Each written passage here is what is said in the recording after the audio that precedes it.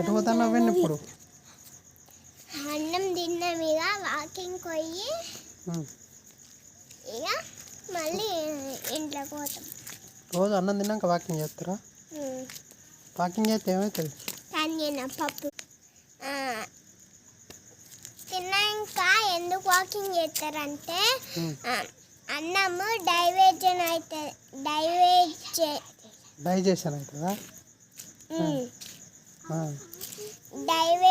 అయ్యి కొంచెం వాకింగ్ చేస్తే అట్లా అయింది.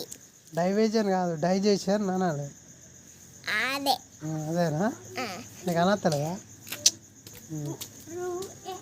సరే అయితే బాయ్. మరి ఇంకేమైనా తినది ఉన్నా మళ్ళా? అన్నమే తిన్నా. ఇంకేమైనా తింటావా మళ్ళీ వచ్చినాక?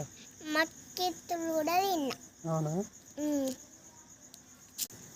మళ్ళీ ఇంట్లోకి వచ్చినాక ఇక పాలు తాగి పడుకుంటా. అవునా? ఇక అంతేనా?